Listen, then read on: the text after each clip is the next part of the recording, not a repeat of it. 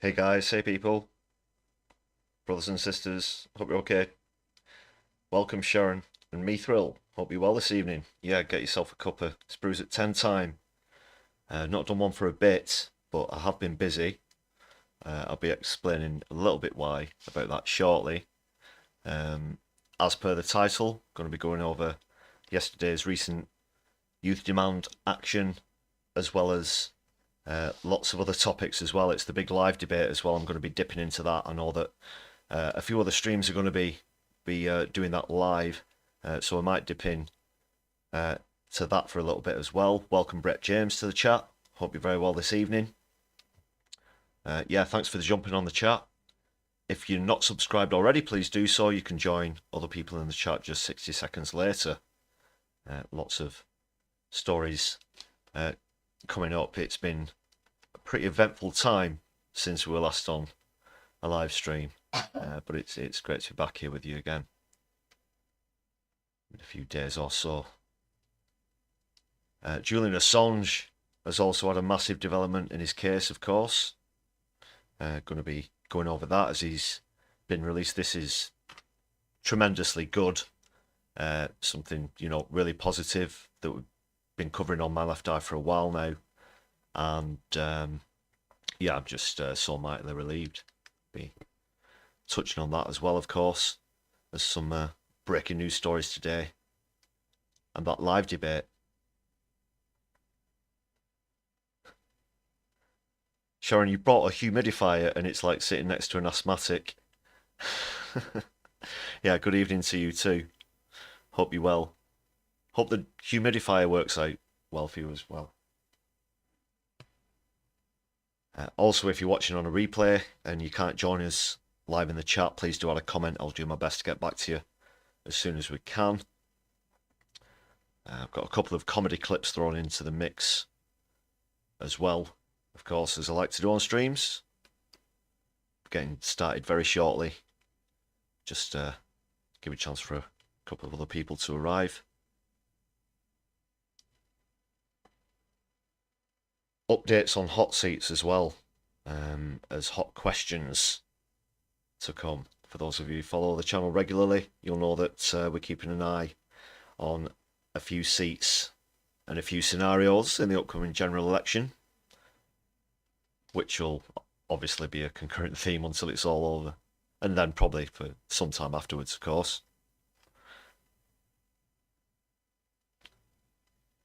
Also, is the live debate over now, Sharon? I wasn't sure how long it was going to last for, if there was going to be any overrun between this stream and the live stream, to be honest. I've not had the chance to see any of them live yet, but I have made comment on them. But we'll see if there are one or two highlights out there that we can nab at. Also, just a reminder to hit those buttons, notification bell, thumbs up button, really helps us get across to lots of other new people on the stream. Obviously, there's a lot of politics in there at the moment with the general election, so let's see who would love to come and join us in our community. And also, membership packages are available for just 99p. Check out the perks if you can. Some exclusive content there, as well as static emojis on live streams like this one. So the live debate finished about half an hour ago. Okay, I'll try and, as we go through things, I'm going to try and pull up some bits and pieces on that. I wouldn't expect it to be particularly entertaining given the circumstances. One of the smaller parties now and then, obviously, generally comes in and makes a good point. The SNP do that a lot. The Green Party played Cymru as well. Also makes some excellent points. The Tories are easy targets at this point, but then again, so are Labour, and that's a lot of what this election comes down to. How many people are going to hold the nose, so to speak, vote for Keith, or if they're going to vote for a true socialist party, which I hope that they do. Okay, let's just jump in with the latest broken news clip. that came out recently. Only just saw this for the first time, a short time before I came on live, so it is a good one. It is a good one. Obviously, general election stuff has featured a bit recently in the news, as well as the obviously the betting scandal as well. I'll be touching on, and that comes maybe into this. The point being that despite all of these things happening, somehow a certain wealthy family managed to budge the way to the top of the news stories quite a lot. So that's what this latest one from Broken News is all about. Please do enjoy. And yeah, don't forget to hit those thumbs up buttons and notification bell as well. Thanks a lot, everyone, for being here tonight. I'm your host, Lefty. This is the Brews at 10. Hope you've had a chance to get yourself a cup of tea. Let's get started with Broken News. Welcome to Broken News. News outlets across the UK have been criticised for not providing enough coverage of the royal family. Fans of the monarchy say broadcast schedules, newspapers and websites are being unnecessarily filled with gossip about climate change and fluff pieces about Israel-Palestine. Our reporter has more. Thank you. Yes, it's normally the reserve of conspiracy theorists, but Broken News agrees that there are serious questions over why the mainstream media is giving so little coverage to the royal family. Before going on air, I had a quick check. There were only 16 concurrent top stories on the BBC website, wall-to-wall coverage on Sky News, and a 24-hour cartoon documentary on GB News called King is Good, Nice White Man, Aren't Brown People Smelly? But it's clear that that amount of airtime is insufficient when you consider the importance of the monarchy.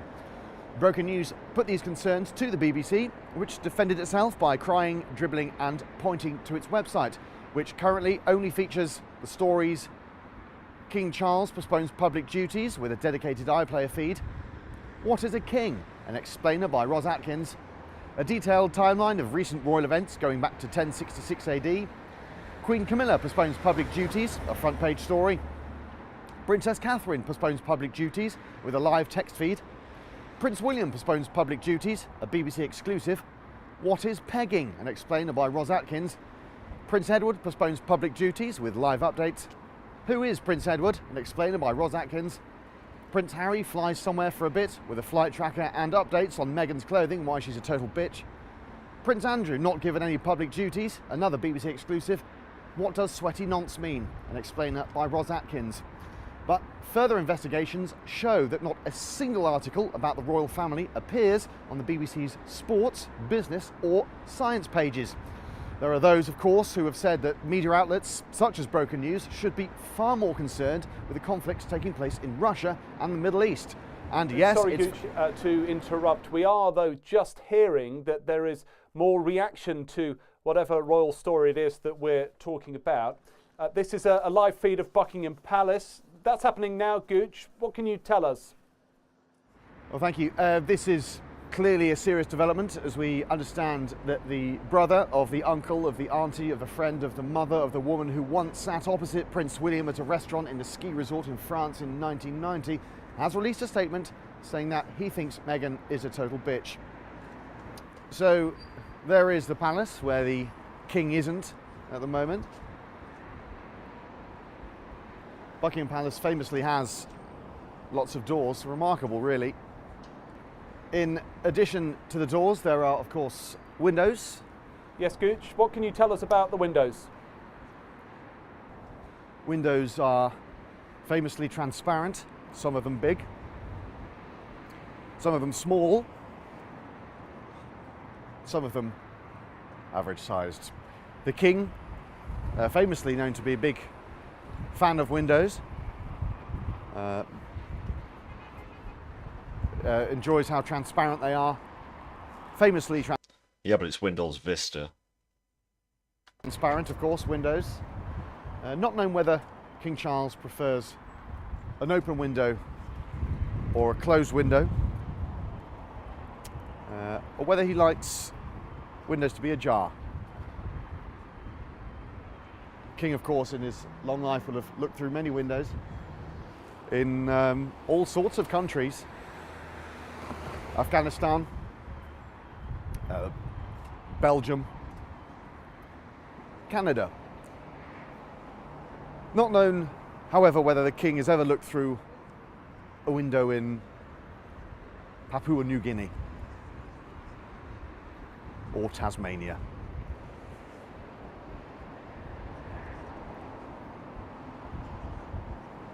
Buckingham Palace, of course, built from stone, which is a measurement of weight as well as being a material.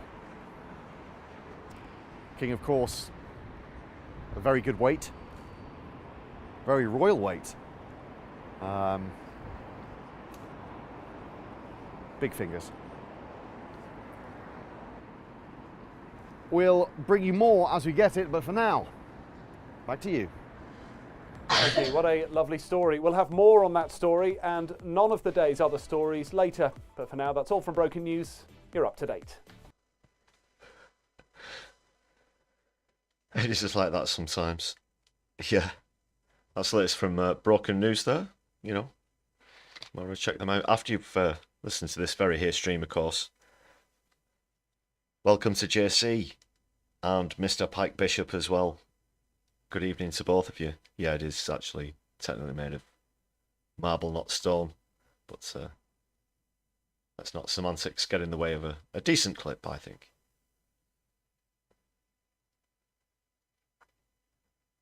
Right then, stories, stories, stories. Okay.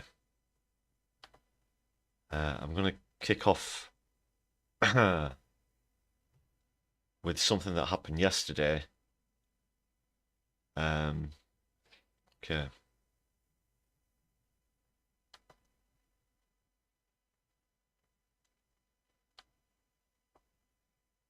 Let's just dip over to the screen 1 second. So there was an action taken at Rishi Sunak's house. You might be aware of this. Excuse me while I just get the screen up. But this was from Youth Demand,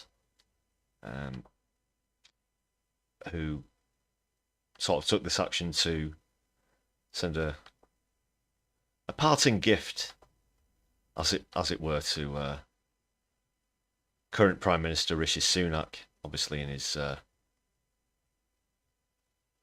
one of his very lush properties there.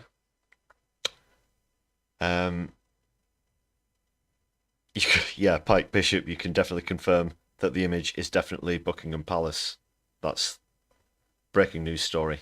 Just wanted to interrupt you. Of course, there are nowhere near enough stories in the news about the royals. We'll be getting back to that soon, of course, just like broken news.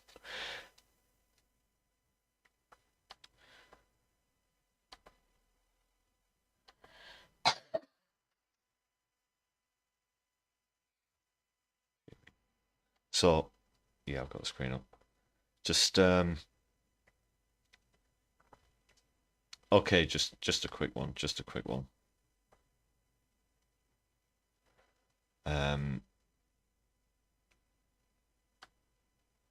So I may or may not have been one of the 4 people who was arrested yesterday at this thing. And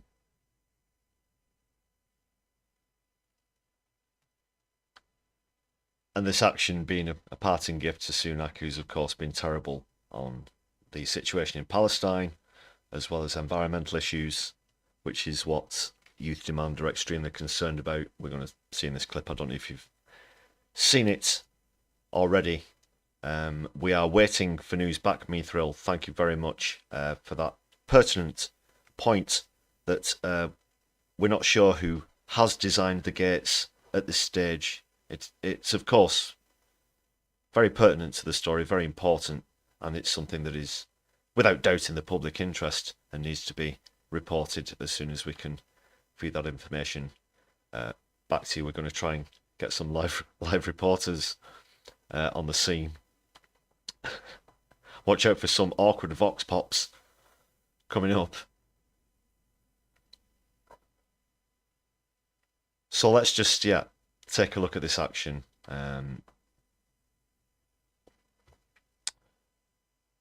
and the 4 people, whoever they may be, who were arrested. If you are aware, you're on private property. Can you please leave, please?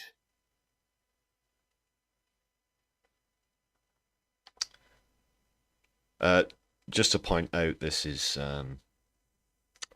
just after the action had taken place. I don't know if you've seen this clip or not yet.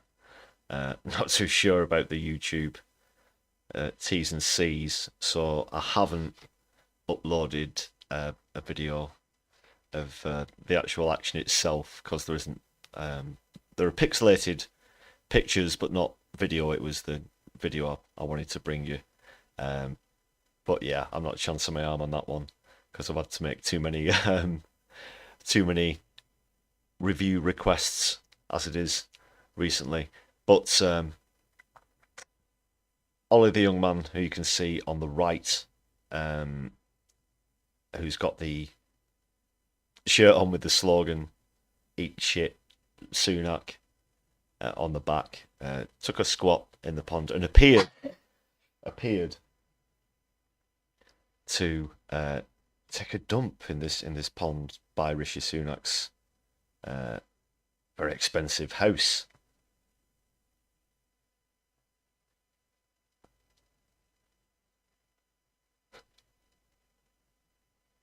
Sorry, I was just laughing at Vicky Clee there. Very warm welcome to you too, Vicky. No mention of how many railings across the UK were removed and smelted for their metal during wartime. Indeed.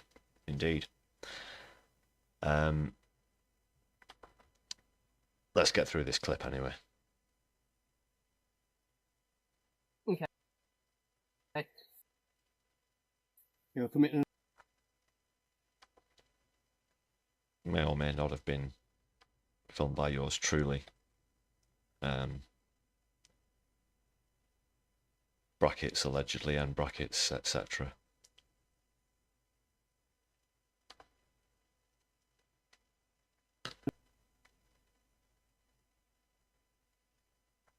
Sorry about the buffering, people. Says we've got a good connection.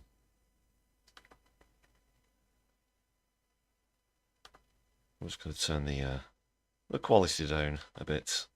Apologies, it doesn't seem to be playing that smoothly. Understand. Could I just ask you, please? Yeah. What's your intentions? Well, I think our intentions are carried out. Is this something which you're intending on arresting me? No. At this time, I have the only intention of getting your details. Okay. From all people who were involved. Yeah, although these have just been filming. But they did enter the land. If you are aware, you're on private property. Can you please leave, please? Okay. You're Right, so have you heard about this action? What do you think about it? Do you know about Youth Demand? Let us know in the chat. Davinia Robbins, a very warm welcome to you this evening as well. Thanks for joining us in the chat.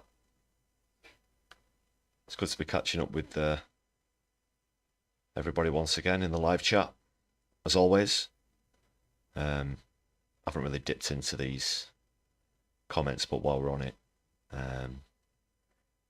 yeah, Twitter is a bit of a dumpster fire at the moment, but let's see what they've got. Still calling it Twitter. Still calling it Twitter. Join me in my struggle in still calling it Twitter. Should have asked him if he'd had a bet on a 4th of July election. No, it sounds like he might have sent quite a few people on his behalf. It was reported as well that quite a few, more than have been named, seem to have been embroiled in this investigation as well. That might not come as a surprise to a lot of you. A floating voter. That's it. That's not bad. That's not bad.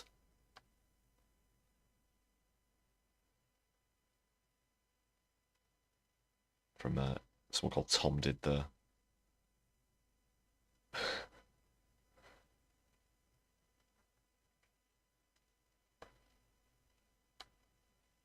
Yeah, so Sunak could potentially be gone in a very short amount of time, and it appears that Youth Demand wouldn't want him to have to leave office without giving him a parting gift, as it were. It was very brief action, no longer than 90 seconds in total. But as I said, I'm sorry, I'm not sure if I can get away with playing that original clip or not. So let us know what you thought about that action.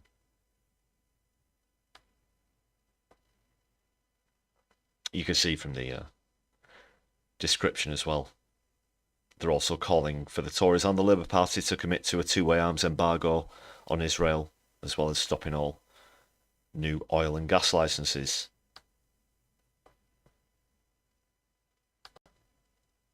Which Sunak's been very poor on both of those issues, of course.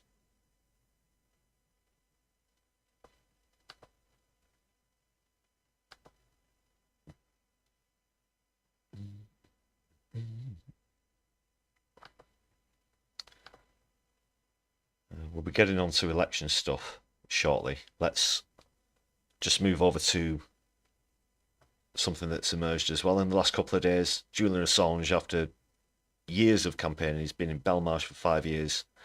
He's actually managed to make a plea bargain, made a deal, and he's been released. He's headed back to Australia, and he will have to go to the US to face a trial. However, he's not been extradited straight there. This is a really positive step, obviously, in this case, and I'm really happy for him and his family.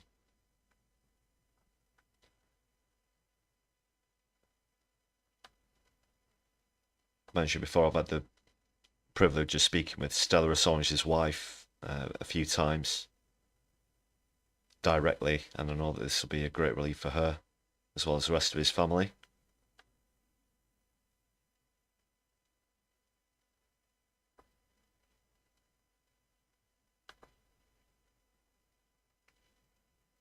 Let's just, obviously this is part of the live feed, I won't skim through all of that, just a few points. There's some bullet points here which I'll go through. This is a really great breakthrough, just have to say. You know, was being kept very poorly, in very poor conditions. He looks obviously a lot happier, a lot healthier. The last time we saw any sort of footage and pictures of him, he had this massive long beard, and he has been in poor health for a while, but he looks happy and fresh in the pictures there. So he's pled guilty to one charge of breaching the Espionage Act.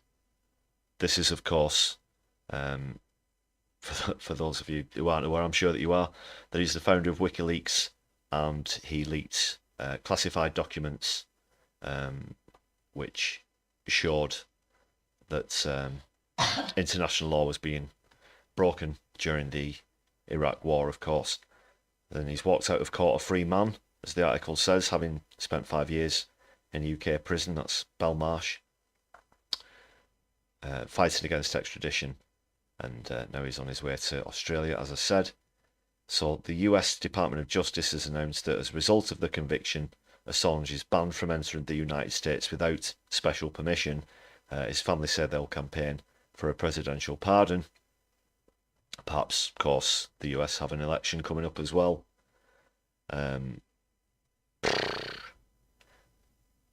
Be getting onto that nearer the time. I can't say either way whether I think that he would get one out of either Trump. I would definitely say not from Trump. But you don't really get a great choice in America. That's a whole other issue completely. Back to this story. Assange has landed in Canberra just after 25 to 8 local time, he was greeted by his wife and his father, John. At a conference, Stella said that her husband needs time to recover and get used to freedom before speaking publicly. Yeah, 5 years. And those 5 years also preceded by having to seek refuge in embassies and also live in some very, very limited conditions, just because of, obviously, the almost bizarre way the law works sometimes with embassies and things. He was restricted to living in a very narrow part of a sort of kitchenette and things like this. I've done a few videos about the campaign. There was a good win recently in the High Court of Justice as well, where they pled that certain conditions could be imposed onto the case, such as that if he was extradited, he wouldn't receive the death penalty or be vindicated for his nationality, this sort of thing. And that did get a lot of coverage. The point being that it does go to show what continued pressure can achieve, and this is a really great example of that.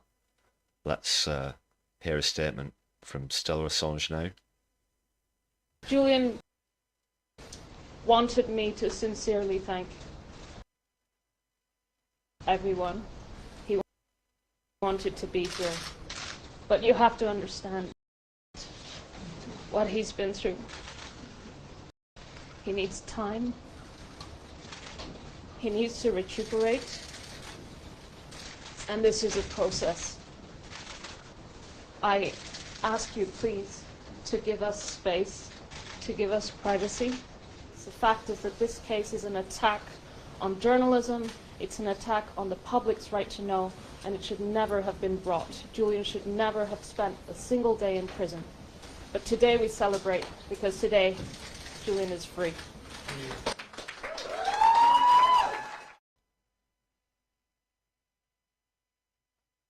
Free Assange.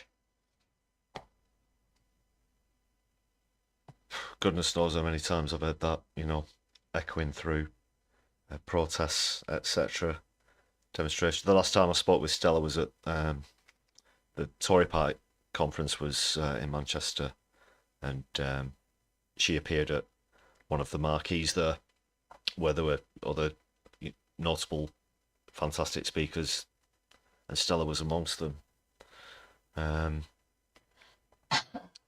We'll see if he gets his presidential pardon, but I'm just, at the moment, I'm quite joyful and happy for Julian, because press freedom is something which has got to be preserved. That's something I've brought up every time I've mentioned this case on the channel, and this is a huge step for that. A lot of people will say that Julian's been persecuted simply for telling the truth. And you're right, Becca, he's been forced to miss so much, and now will be able to salvage a bit of his life. Obviously, he's, from Stella's statement there, he's not in an emotional state to be able to speak to the press. Goodness knows how few conversations he's managed to have with people over those last 5 years, and let alone sit in a press conference with questions being fired at him. And I hope that fellow journalists will respect that request that was made by Stella, to just give them that space. As always, I'll try and give you the latest on this story. Isn't Assange a Russian-sponsored asset? Yeah, we've heard some particularly outlandish things over those last 5 years, and even longer, since he released those documents, and there was video footage as well for the military in Iraq, as I said.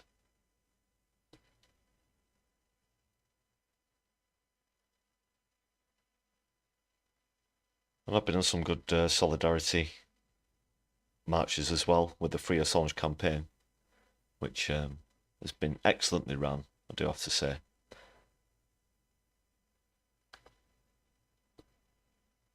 Right, let's move on a little bit. Still got some other stuff to get through. Right, let's go back to clips. Just bear with me one sec.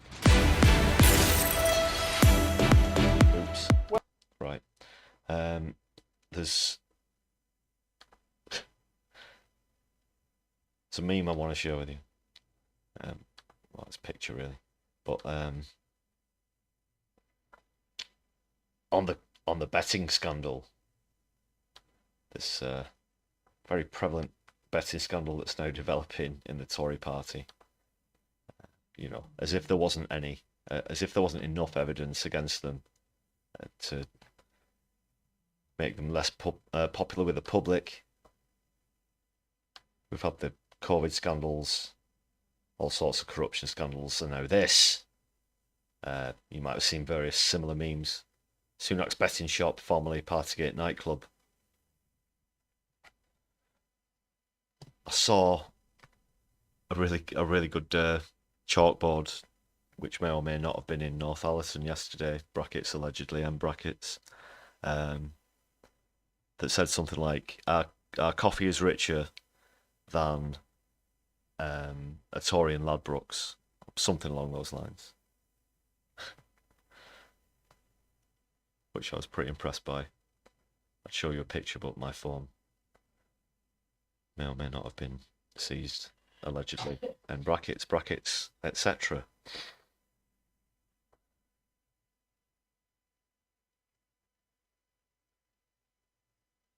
What do you think of that one? Yeah, so this is, obviously, I'll go in, as I said, there's been more revelations, but they've been unnamed, that more people than we know about in the Tory party have made these bets on the date of the general election before it was announced. Quite a few people were shocked, of course, that he announced the election for July. As I said in my initial video after the announcement, you know, everyone thought it was going to be, not everybody, but a lot of people, especially in the mainstream, were saying autumn or winter. So these kind of bets would stick out like a sore thumb. As far as, you know, gambling on elections and stuff goes. They should have stuck with my hot seats. Is, you know, well, maybe they shouldn't. I don't want the Tories winning any more money. Good point.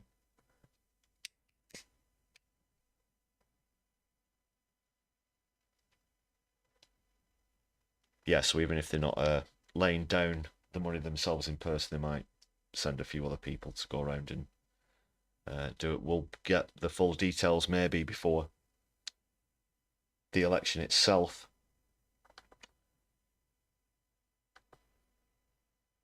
Now then, speaking of election stuff, okay, right, let's get a bit of an update with Keith. I've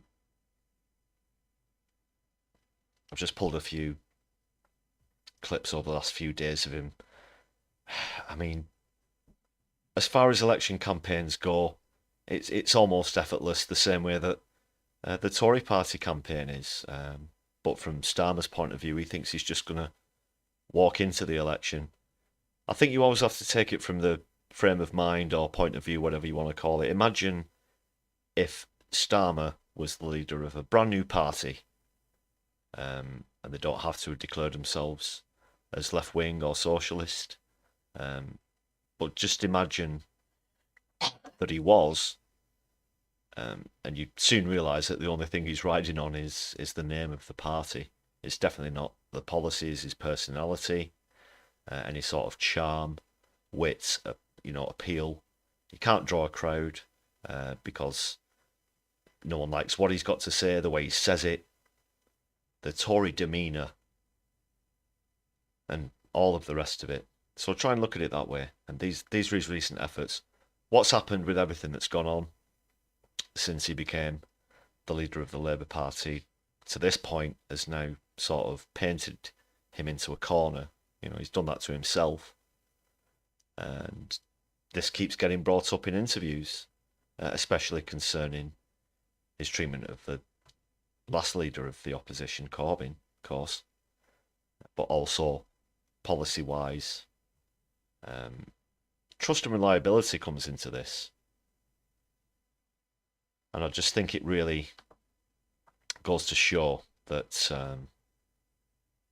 we're already hearing the same sort of excuses from Keith that we'll get from the Tories, even though he hasn't been elected, yet, question mark, whatever.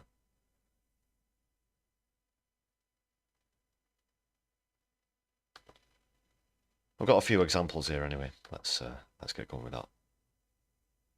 First one's from LBC. And he's got no leg to stand on either. It comes across so obviously in these interviews. He's hopeless at thinking on his feet. The old Starmer bot can only repeat a certain set of phrases that he's been programmed to say before he gets shoved in front of a camera, as regular viewers will know. You were happy to serve in Jeremy Corbyn's shadow cabinet from 2016 without the waffle about believing Labour wouldn't win the 2019 election. Just give me a simple yes or no answer. Had Labour won the election in 17 or 19, would you have been happy to serve in the cabinet under Prime Minister Corbyn? Well, I didn't think we'd win either of those, Graham, and there's no getting away from that. And certainly... No, just a simple yes or no. If you were... Oh, Graham's not having any of it, is he? If you're part of the shadow cabinet, would you have been happy to serve in his cabinet if he won? Well, Graham, it's a pure hypothetical. It didn't cross my mind because I didn't think we would win. But he represented his party in 2 elections, and whether they would win or not, and whether he would support the leader if they had one, didn't cross his mind for, let's say, the 4 or so years after he joined the party. He's worked his way up very quickly. This doesn't happen very often in politics, where you see someone becoming the leader of a party the size of Labour, within just 4 and a bit years. Doesn't that seem a bit suspicious to some of you? It certainly does to me. And of course, he should just say, yes, you're right, Becca. But he can't, because he's painted himself into a corner with this changed Labour Party bullshit. And this, obviously, the attacks on Corbyn, the long debunked accusations that were made against him. It's very pathetic to see him continuing to push that out. But he's got no room left to move. Although I don't generally agree with a lot of what Nick Ferrari says. He does press Starmer really well in this interview, I think. You campaigned for him because you thought you wouldn't win. Look, I campaigned for Labour because I've campaigned for Labour in every election, and I wanted good colleagues to be returned. But had they won, Graham's is a fair point. Had they won, would you have accepted a post in Mr Corbyn's cabinet? I don't think we were going to win. I don't think anybody thought we were going very bright to win. Man. You know that's not answering the question, Sir Keir. Had they been successful, would you have taken a cabinet post? Look,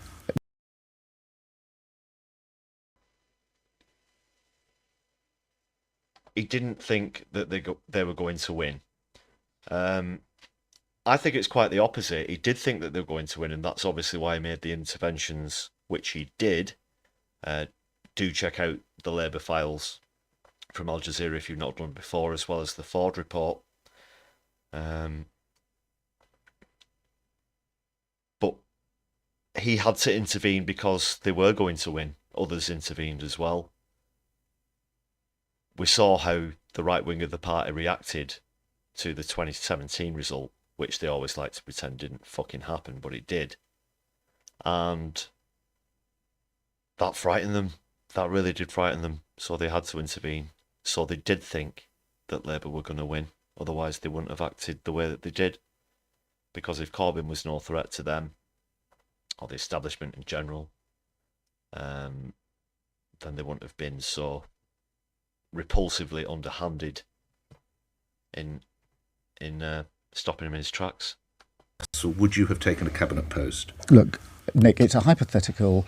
I didn't think we would win. I did take a post. Look, I served for 3 years in the shadow Brexit role because I thought that was a very important issue for our country. But would you have followed him into... and now he doesn't even want to talk about it. He doesn't want the EU mentioning whatsoever. And he's painted himself into a corner again, because it was that issue which cost Labour the most votes in the last election, and that was of his own making. He devised it, he created it, he manufactured it, and he did that on purpose, because he knew that any Labour voter who had voted to leave the EU would be absolutely appalled by the idea of a second referendum. And as soon as he announced that, he knew that lots of votes were going to go. The government. Look, it's hypothetical. If we Why got it won't you over the answer line, it, but Sakir? because I didn't think it would happen. But look, if we got it over the line, there were important. He's doing the but look thing. But what I think the important thing to remember is the old, that political deflection. Very Tory-esque. The but look line. I think, Blur used that a lot. A lot. And now here's Starmer doing it again. It's almost like they're both hand-reared and trained by Peter Mandelson or something. I don't know. I just threw a name out there. Let me know what you think in the chat. Things that I thought needed to be done from the front bench to continue and complete on the Brexit work, to make it absolutely clear that the Labour Party never deviated from our position on NATO, and to do the necessary work on anti-Semitism. But Nick, as we went into that 2019 election, I genuinely did not think, and of course he couldn't help himself, but throws it out there again. Ridiculous, but it's just, an appalling person. Just an appalling person. So is anyone who uses racism as a political football or whatever, but this is the same crap as 5 years ago. I still can't believe it.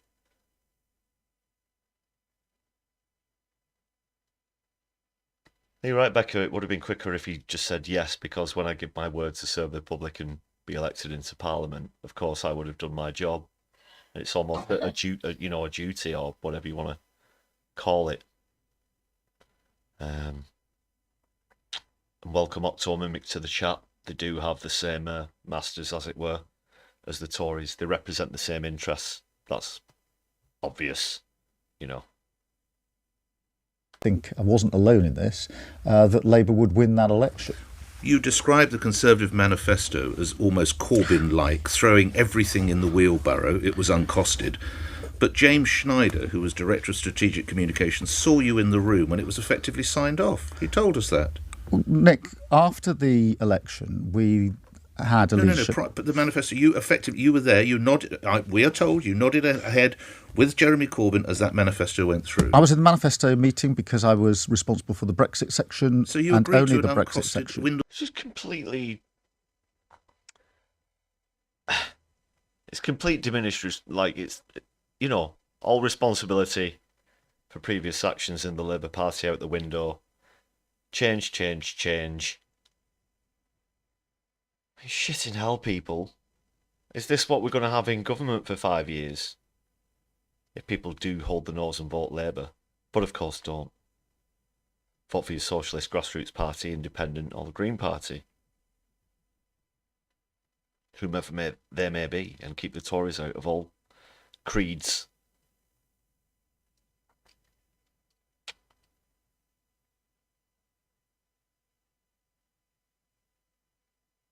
Sorry, I'm just skimming over the comments.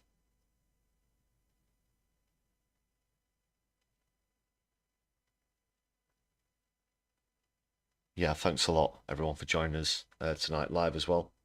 That's more or less that clip, but the issue of immigration also came up on another one that I want to quickly show you now. Because he's not having a great time on the media rounds. He's not great at thinking on his feet. He's certainly lacking in compassion compared to Corbyn, who's, a genuine people person. His campaign's going really well. Obviously, they're both standing in some of our hot seats. Oh, if Corbyn won his and Starmer didn't, I would get a real kick out of that as well, I'm pretty sure. But it looks like Corbyn's ahead in Islington now, one of the hot seats. I'll be going on to the rest shortly.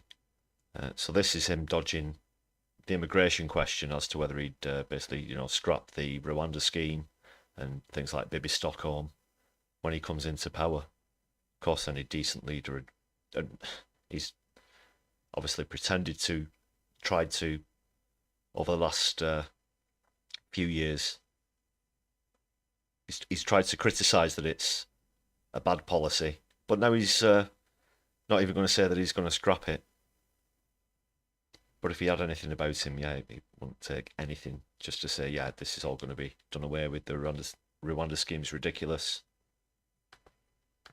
What would you do with the Bibi Stockholm and the asylum seekers on board if you're Prime Minister? Well, the thing we need to do in relation to asylum seekers is to make sure that we stop people climbing in. But sorry, just quickly, and he's caught out already there, but he's trying to mimic the Tory stance on migration. The Tories have stopped the boats, and he's got, smash the gangs, and they're all just like poor imitations. When like a cultural fad comes out, a popular cartoon character, TV character, and then the shops will be filled with very poor imitations of the one that's popular, and it's just like that. It's just like, cheap plastic crap version of the Tories.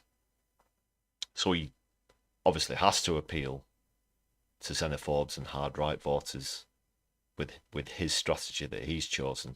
So he can't turn around and dismiss something that he might potentially see as a popular policy among right-wing voters.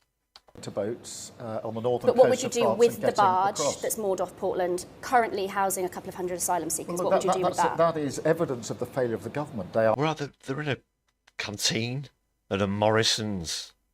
That's where this interview's been, where it's taken place. I'm not sure about the context. Maybe one of those things where he went to meet the staff. He's not got his sleeves rolled up, I've just noticed as well, for a change. Are using barges, they're using hotels, it's costing the taxpayer an absolute But would you get rid of it? It cannot go on like Would this. you get rid of the We have barge? to the moment what's happening is the number of people coming across the channel is at record numbers again, I think, today.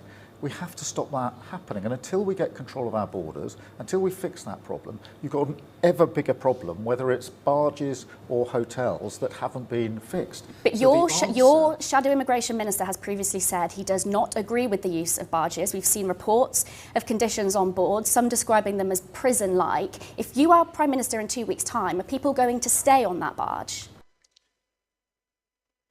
He's a lawyer, I'm pretty sure he's dealt with human rights before. This is, supposed to be his, area about whether these things are legal or not, vis-a-vis morally acceptable or not, although obviously there's a clear distinction between the two. But he's just awful at dodging questions. Even if he was a junior Tory minister or whatever, this would be appalling. Or mid-range, your average mid-range Tory, the way that they dodge questions, the ones who don't appear on the media very often.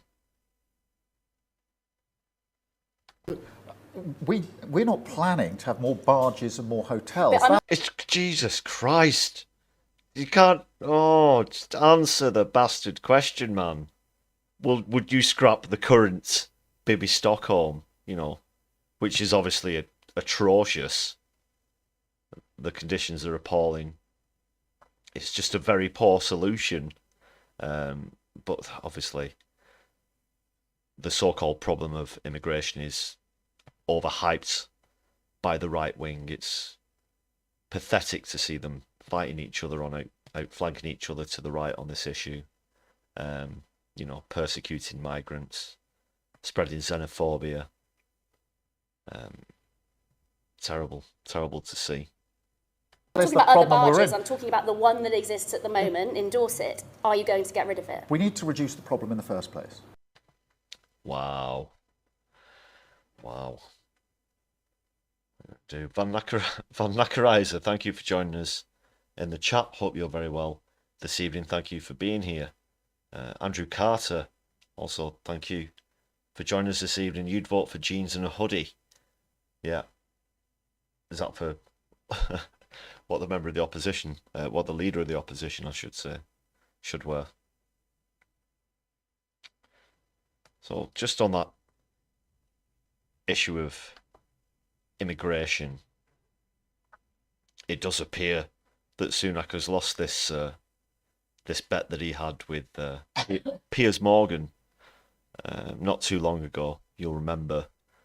I believe the actual bet was whether any of the planes would have set off by the time of the general election, and Sunak, of course, said that they would, and they bet each other a grand, and they'd give it to some sort of charity or whatever. But that appears to have gone in Morgan's favour. However, something that hasn't gone in his favour is when a guest who is vastly more experienced and intelligent than he was on his show recently, and really did call him out on his ignorance, you know, on his stereotyping, his warping of history and just general lack of knowledge on it.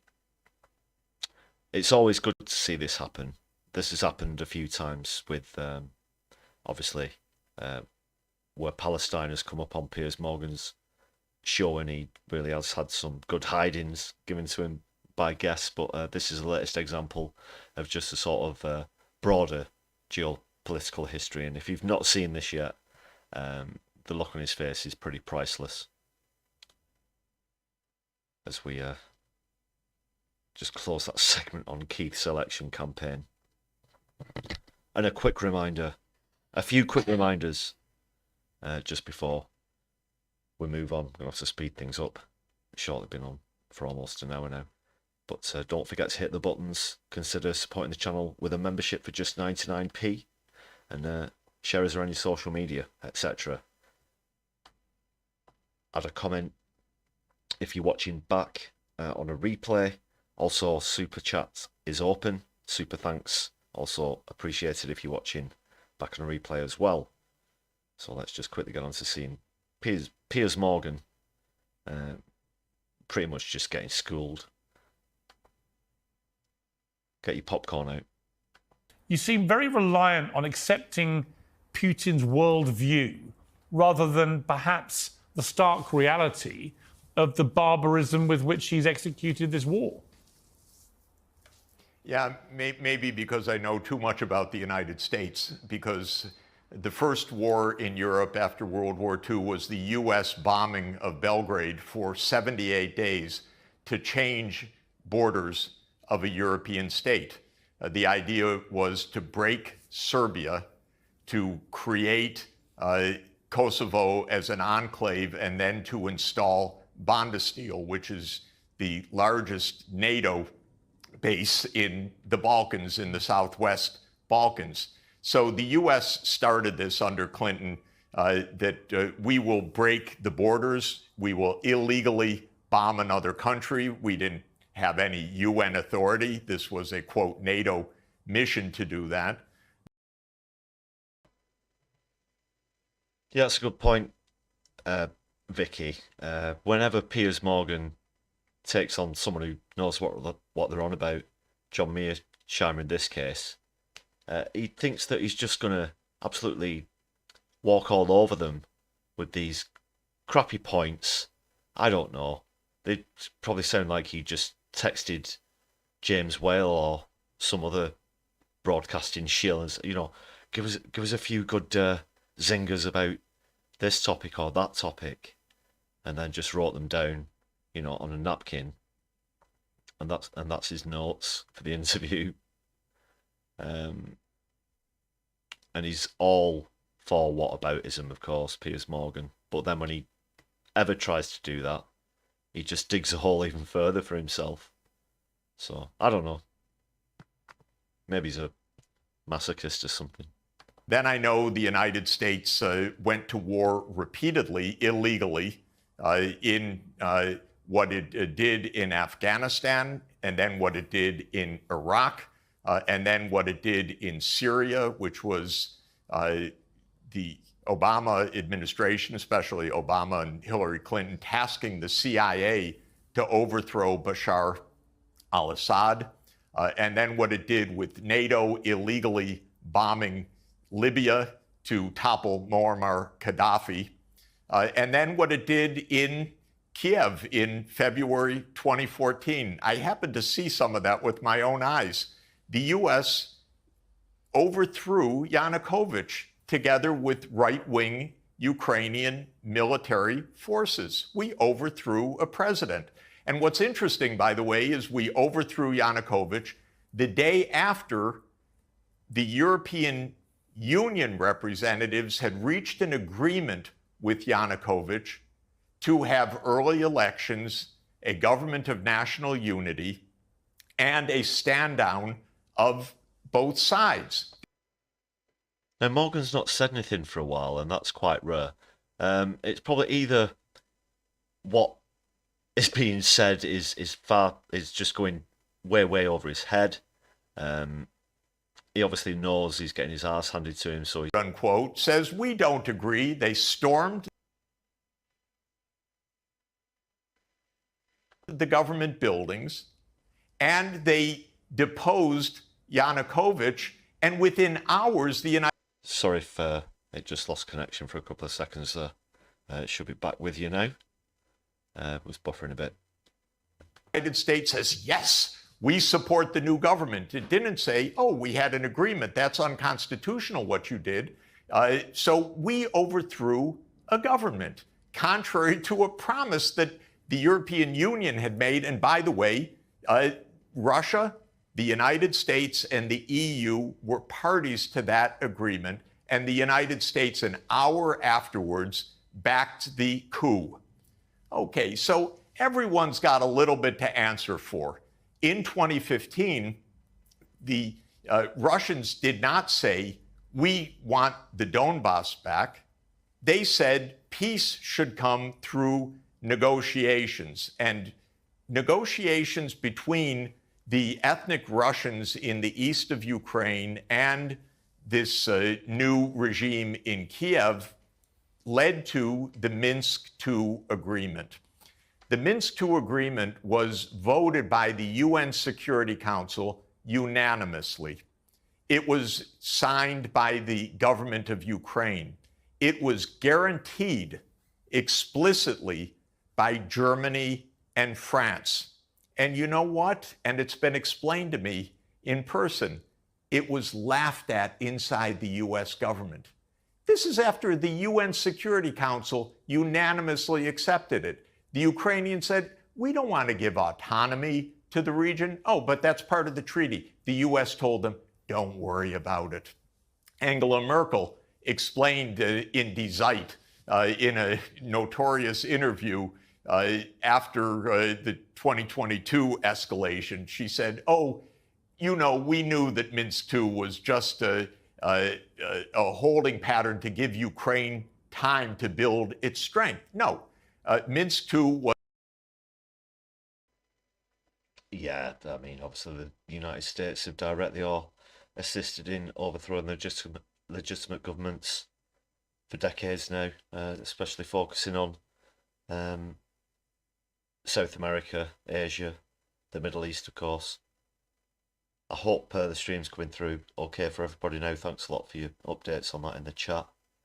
Hopefully the buffering's done now.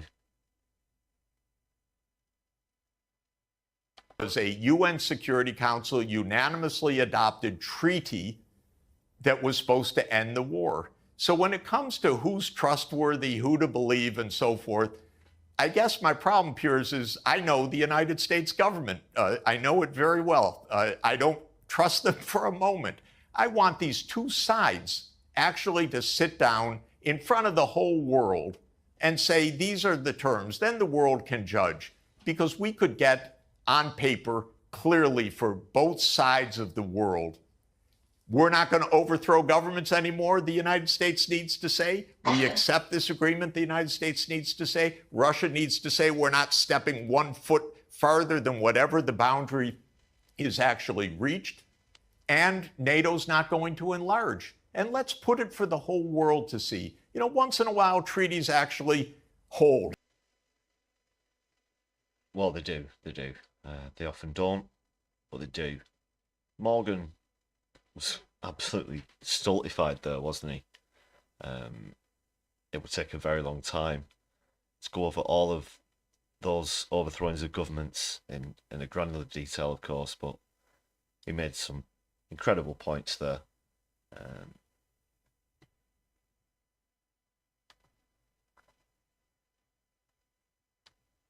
I guess he doesn't mind, so obviously he's from America, and Piers Morgan isn't. If he was talking about the, what should we say, the shortcomings of the UK, I'm sure that Morgan would be very quick to get in and interrupt him. But just risking overrunning slightly, so I'm going to have to move on, folks, just very quickly. Want to point out a couple of recent polling and projection stats for the next general election. Regular viewers will know that I've, of course, predicted at the moment that the Greens will win at least 5 seats. At the moment, I'm thinking it could potentially be more, and this is encouraging because there are 2 in particular that have come up. Which one shall I do first? Okay, I'll do this one first, yeah, because I think the one after could also potentially be a hot seat as well. This one is just one of interest concerning the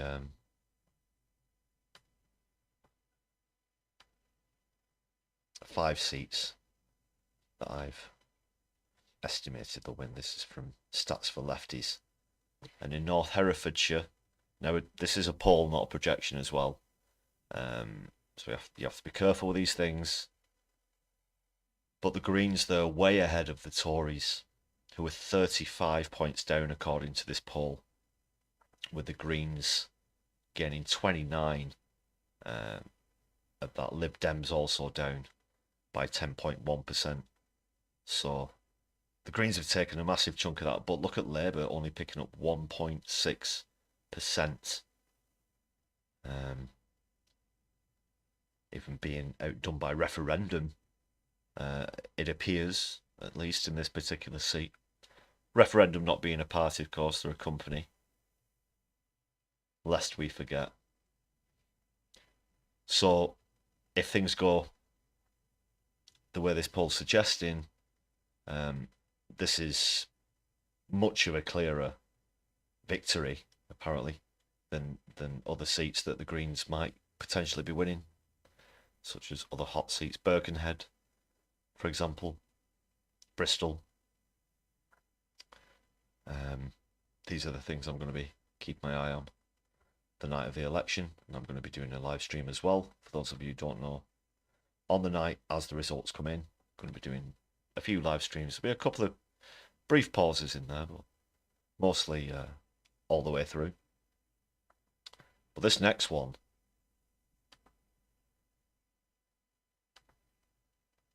this is for Waveney Valley. I don't know if you've seen this one as well. Just bring that up, sorry. Don't have time to pre-upload these 2 snaps. It doesn't look like I'm going to have time to go into the live debate tonight as well, but I think I'm going to do a separate video about that, so apologies. I can't bring that to you on tonight's live stream, but keep an eye out for that coming up.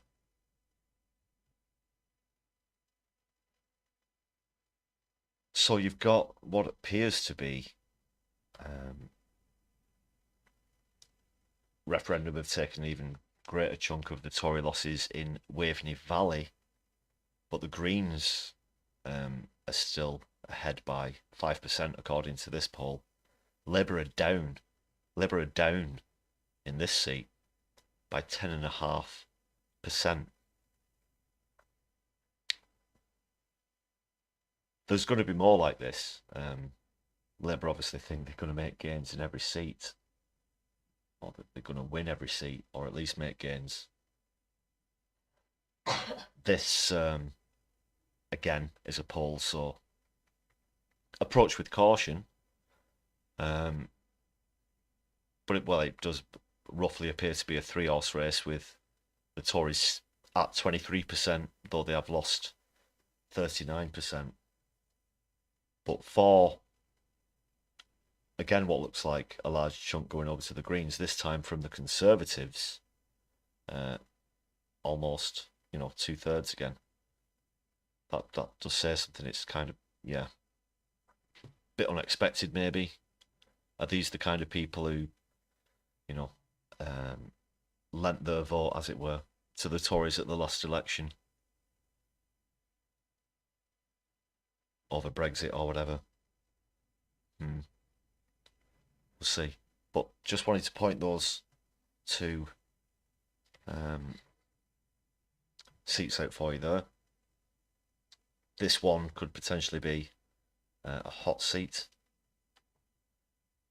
Let's just bring you the latest full list for those of you who aren't familiar. But I implore you, please let me know what you think about those, that last one as a potential hot seat, as well as the other North Hereford one. Okay, let's just get the latest.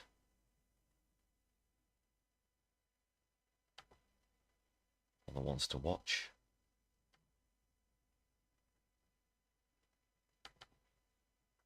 Quick reminder. Chingford and Woodford Green, Bristol Central, Islington North, Bristol Central, Ilford North, Rochdale, Holborn, St Pancras, Birkenhead and Clacton, for a variety of reasons which I won't go into now. But there's still room for more. There's no particular limit on how many hot seats you can have. It's just examples such as that where the Greens, Independents, so on, look actually set to make decent gains. And also keep your eye out for any of the 5 seats that the Greens could potentially win. Hot questions still remain. How many seats are the Tories going to lose?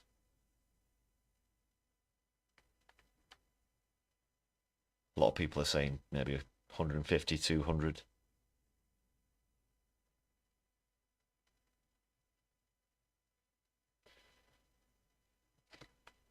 Have I seen that Labour has said the Labour candidate should stand down in Clacton? What, the campaign should stand down, or the candidate? The campaign, so they're still running a candidate, but obviously they're not going to be sending a great many volunteers or campaigners in Clacton. Well, what, just they want to try and hand that to Farage, do they?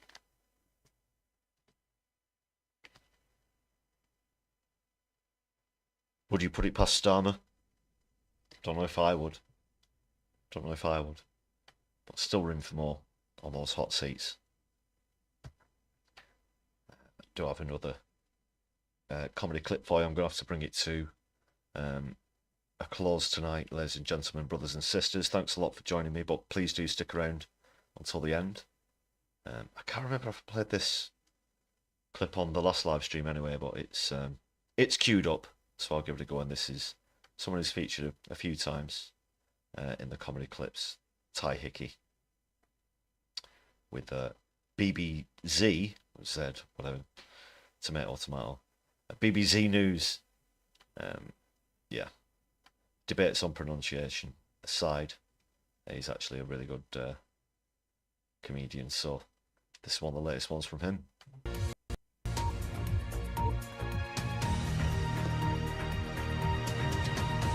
Welcome back to BBC News, and now to the pro-Palestine protests and encampments that are spreading like wildfire across US and indeed world college campuses. I'm delighted now to be joined by a public intellectual who became famous supporting free speech on campuses. Dr. Jordan B. Peterson, you must be delighted. No! Give them hell! But get them to clean up their rooms first. They're all a bunch of dirty Marxists. But what about free speech? I only like free speech when I'm speaking. Jordan, you've recently had a war of words with Elmo. The beloved Sesame Street character had this to say in response. You're a bigger muppet than I'll ever be, Kermit Peterson. Care to comment? Listen, Elmo is an Islamist beta cook. I don't care what he says about me. Are you okay, Jordan? Hierarchies. Some questions coming into studio from some of your fans here. This one reads, why on earth should I read your books about how to be happy when you're the most miserable looking prick ever to start a YouTube channel? Listen, whoever said that is clearly a Hamas-supporting communist engaged in low-resolution thinking, and so by definition is no fan of mine. Oh, sorry, yes, that was actually Elmo again. Sorry. Oh, Ty Hickey there. Check his stuff out. So, just to be clear on the spelling of that, it's T-A-I-G. Ty Hickey, H-A-I-C-K-E-Y. For those of you who want to give him a follow, please do as well. Has Jonathan Pye got a new one out? I've not seen that. I've had a tremendously busy couple of days. Allegedly, brackets question marks and brackets possibly slash not.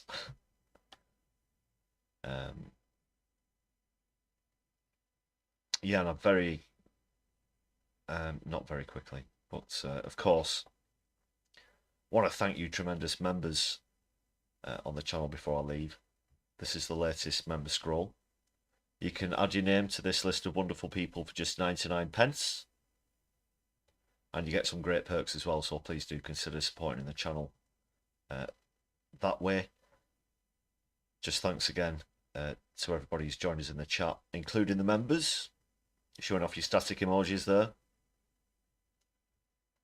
And yeah, really appreciate all the support, and an extra shout out to those of you who've bought gifted memberships for other viewers recently also. So this is the latest list.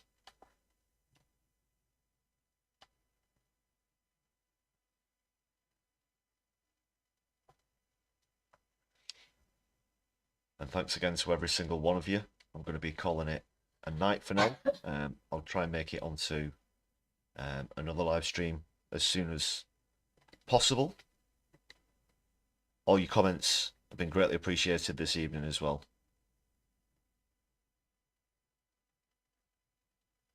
Don't forget to hit buttons. Don't forget to add a comment if you're watching back on replay as well.